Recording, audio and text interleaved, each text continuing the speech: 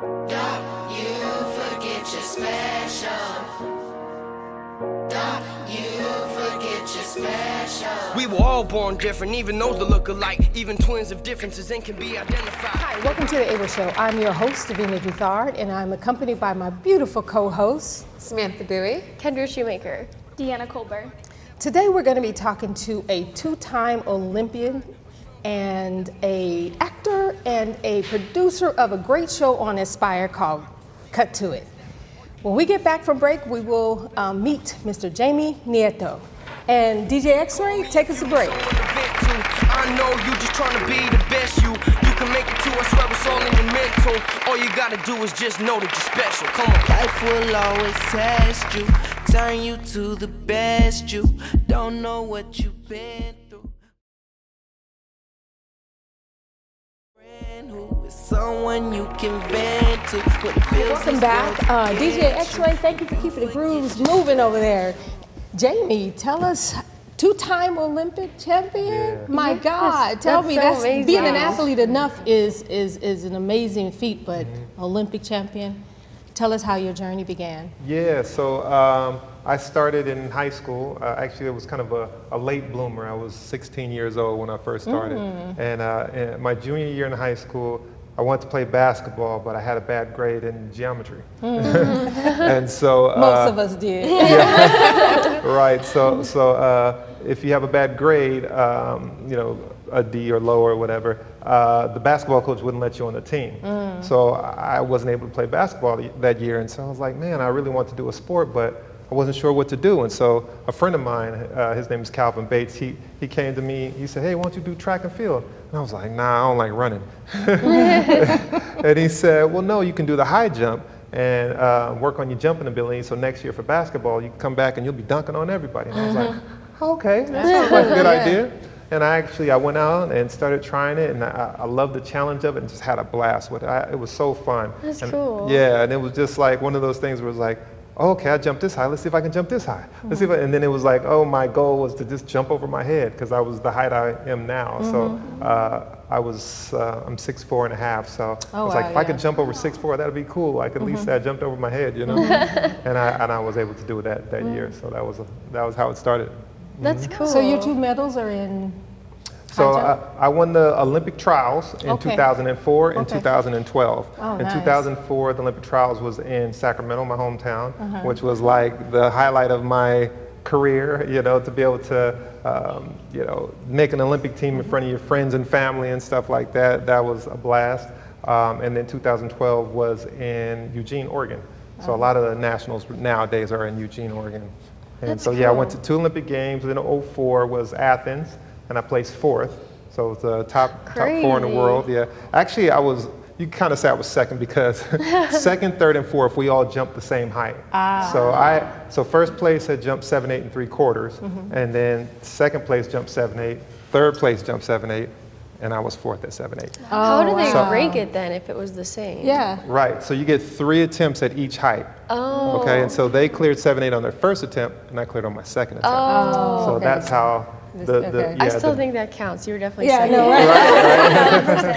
And then in 2012, I like to call myself an unofficial bronze medalist because first place was 7'7", second place was 7'6", but there was 3-way tie for 7'6". Wow. And then the next person down was me.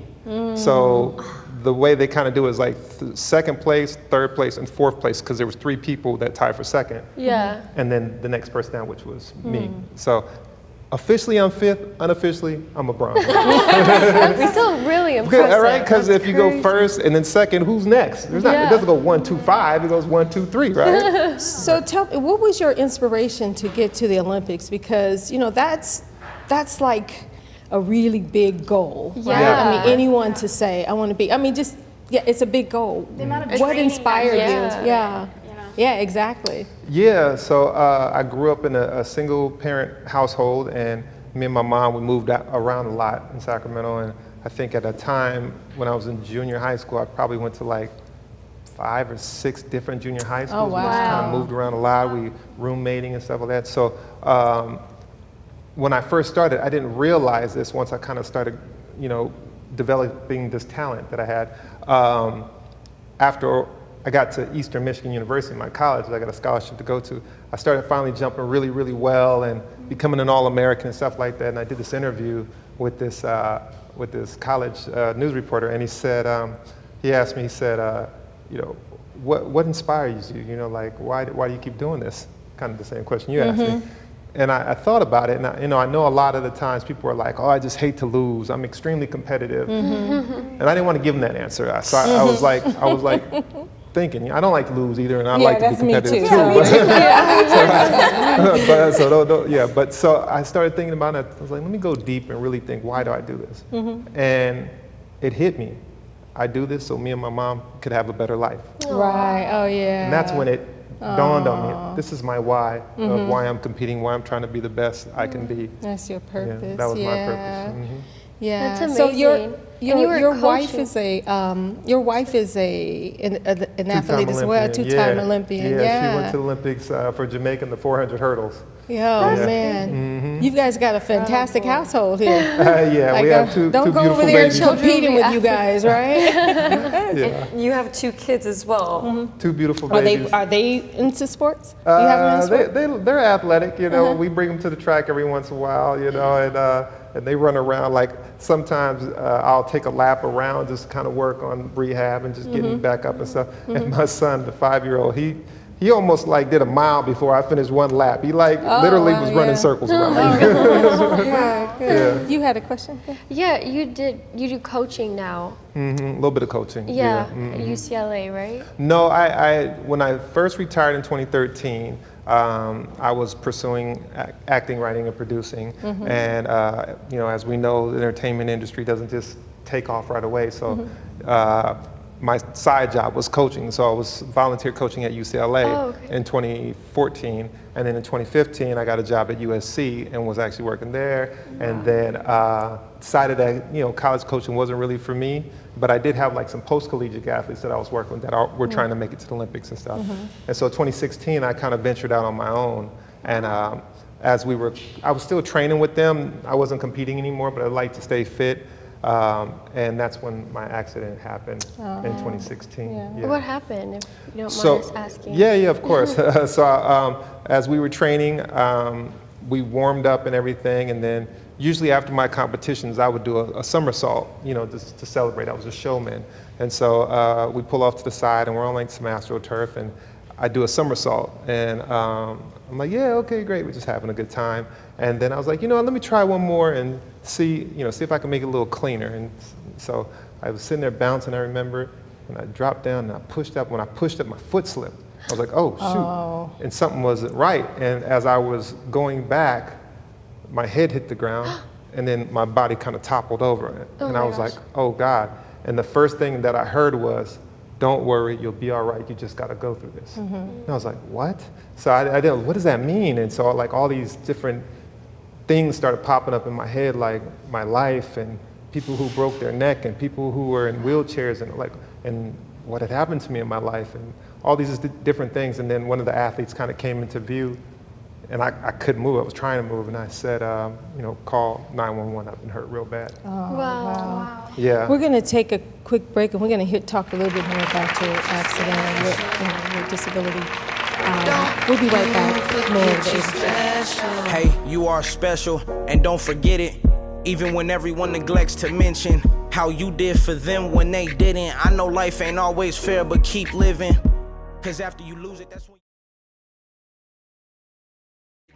Welcome back to the Able Show. We are speaking with none other than Jaime Nieto. So your accident, so now, so tell me, how has that impacted your work in terms of sports?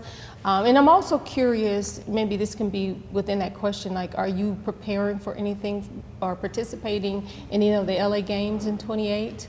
Yeah, that's the goal. I know a lot of the people over there, and because I'm an Olympian, I'm part of the Olympian Association and alumni and stuff like that. So I'm keeping in contact with them, and definitely want to try to give out a medal or maybe pass a torch or something, in this 2020, and I think that would be amazing. Yeah, and I've passed the torch before in other years, so I don't see why that would be a big deal. If you're there, my cousin's name is Bill Schoffenauer. He's on the committee or the board or something like that. He's on there. So Yeah, tell him I said hi. All right, all right. That's cool. So sorry to if talking about it's like you don't want to or whatever, but so you have a hard time walking now with your accident? Yeah, so when I went to the doctor said that the disc in my neck slid and bruised the spinal cord. Oh, wow. And so I have a spinal cord injury. So they pushed it back in place and fused C3 and C4, the vertebrae in my neck, to hold the disc in place. And then after that, it was just kind of a waiting game. And at that point,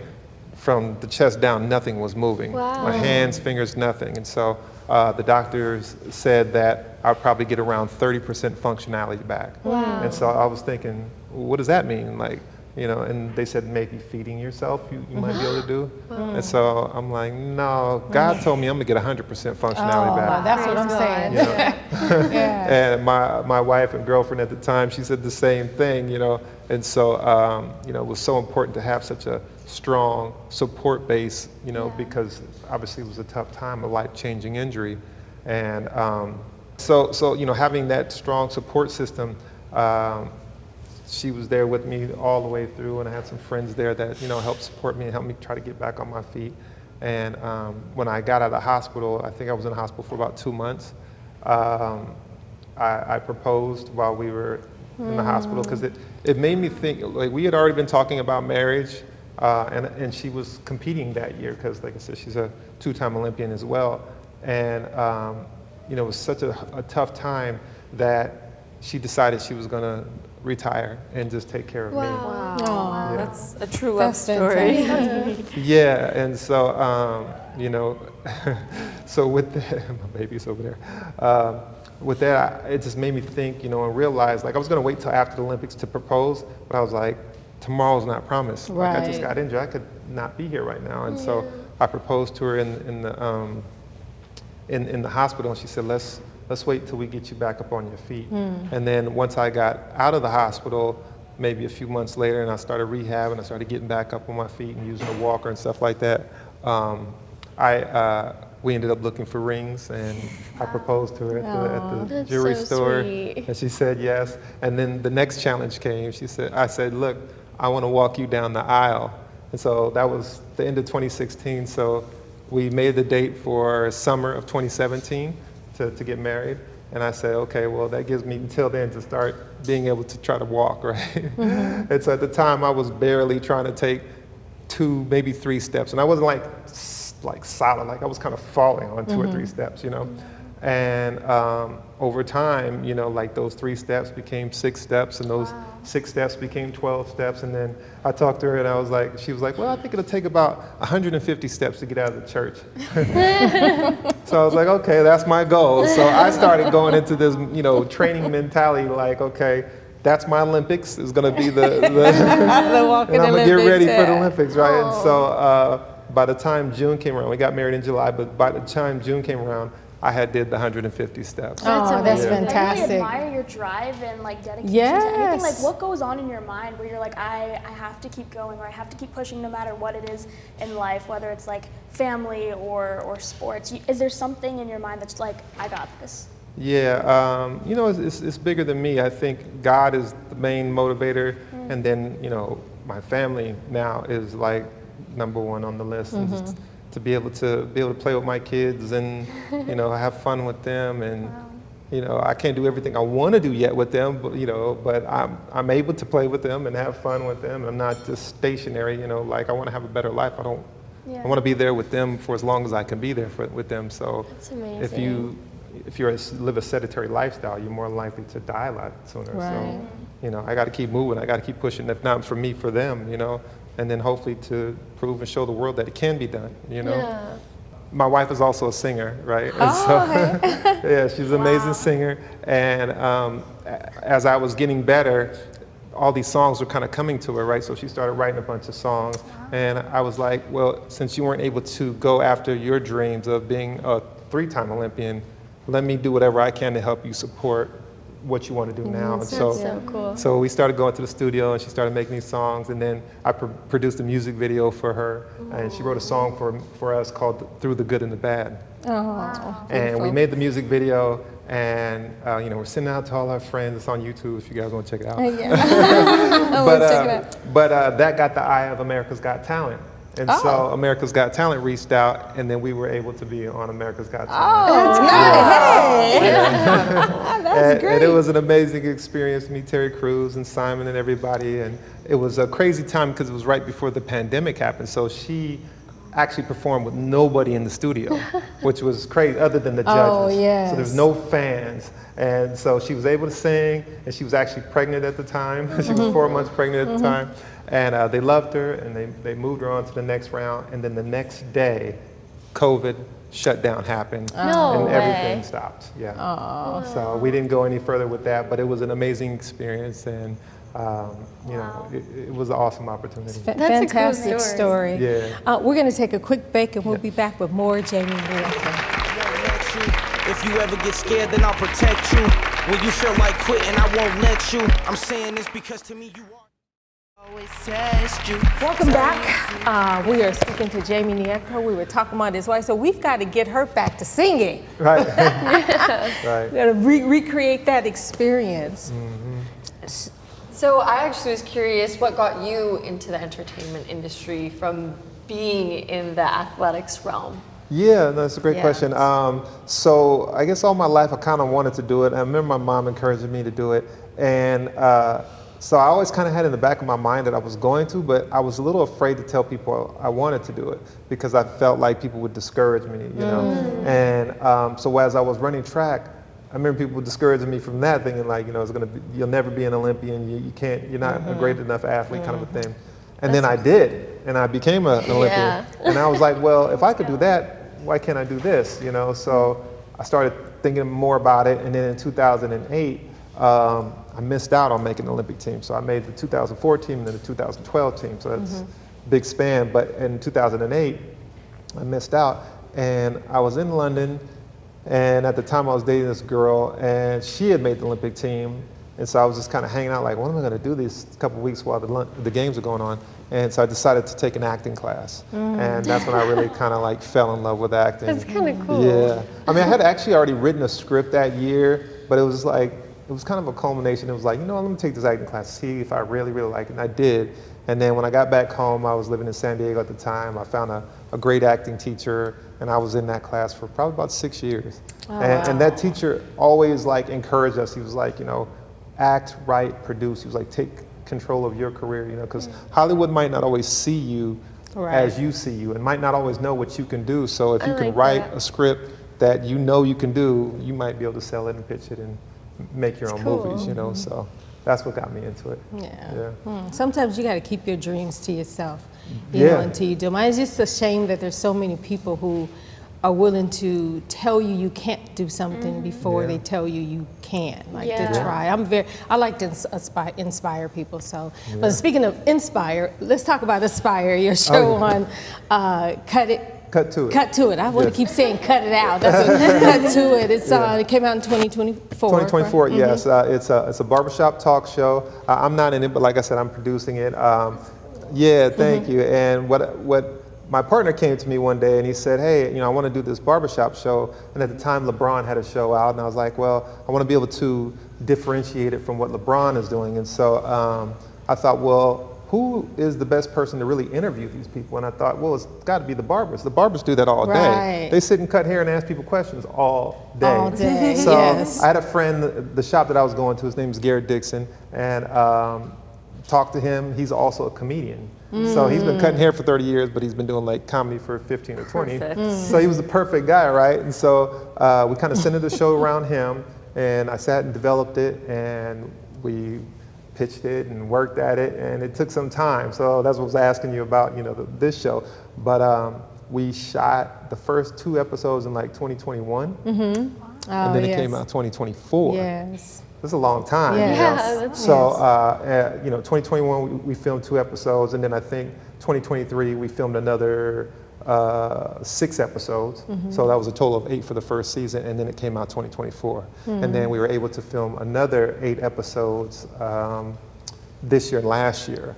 So then 2026, the second season will come out. But it's a great show. It's fun. It's jovial. We had people like Omar Gooding, first season. We had Michael Jai White, Bentley Kyle Evans, Tony Baker. Oh, Bentley's my friend. Yeah, Bentley. Yeah, really good friends with Bentley. Bentley, Tony Baker, Tony Roberts, Sean Porter, because I like to keep some of the athletic aspects. You know, he's a world-class boxer.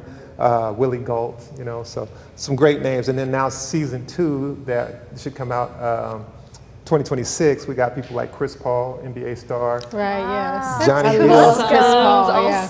Allstate, is he the? Yeah, Or I State think it's Farm? all State Farm. State Farm, yes. So yeah, Chris Paul, we got Johnny Gill, we got Johnny, yeah. Johnny's Great great, group. gave great interview.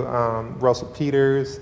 Oh, you Ron got G. great. Oh, Ron, Yeah. I love Ron G. He's Ron G is hilarious. His interview was so great. It was like a sleeper interview for me. Like I knew he was going to be funny, but he was very in depth, you know. And at the end of the episode, and not to really give too much away, but he prayed for us. It was great. He prayed on set. You know? Comedians, you have to be really intelligent to be that funny, Oh, to yeah. be that good, and to keep people intelligent. And I think a lot of people don't realize that. Oh, I yeah, for represent sure. comedians, but yeah, you have to be really, you know. Yeah. You have and to then- be very deep, know a lot. Yeah. And then we had Graf, we had Russell Peters. Graf is a rapper. Russell Peters, Keith Robinson, the actor from Dream Yes, Girls. Keith, Yeah, so we had a lot of great, I feel like I'm missing somebody, but we had a lot of great interviews that we did.